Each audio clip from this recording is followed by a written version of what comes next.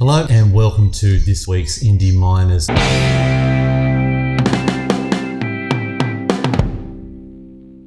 I've read about Nebraska as an album by Bruce Springsteen. It was the album just before Born in the USA, his mega hit. I actually took the opportunity to listen to both Ryan and Bruce side by side. I really found that I've discovered an absolute all-time classic in the Bruce Springsteen Nebraska album. I couldn't believe how good it was, and I've got a newfound appreciation for Bruce Springsteen. As for Ryan Adams, it felt like when you compared the two tracks that the vocals were very much sort of at the back of the mixes. It didn't feel as whole and as realistic as the Bruce Springsteen versions that were coming through.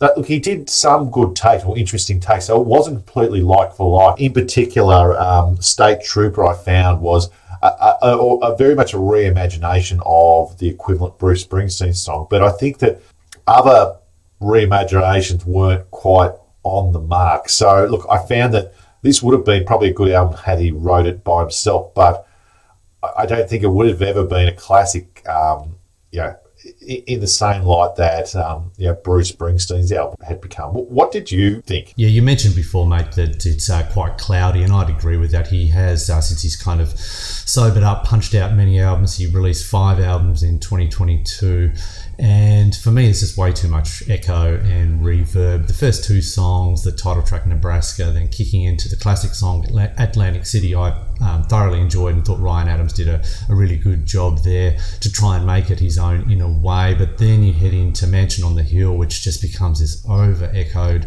version compared to the Bruce Springsteen version. But I just don't think he was able to nail this cover album like he did Taylor Swift's 1989, which for me, he completely put his own Ryan Adams stamp on when he changed songs like Welcome to New York and all that kind of stuff. And even cover songs like Johnny 69 on the Bruce Springsteen album, Ryan Adams, in my opinion, wasn't quite able to execute that classic Ryan Adams sound, which I was hoping he was going to do, similar to, To Be Young, To Be Sad, that more of a kind of country feel. If he had done that, I think that would have been a bit more of a success. But overall, mate, it's a 3 out of 5 for me. It's a good take, but it just misses the mark. What would you give it out of 5, mate? Yeah, it's a 3 for me, mate. I couldn't give it any more than that, and it's really because of the material, but you really need to be careful if you're trying to cover the classics. That wraps up another episode of Indie Miners. Please look to subscribe to the channel, follow us on Twitter, and let us know if there's an album you would like us to look at. So until next time, bye for now, and thank you for watching.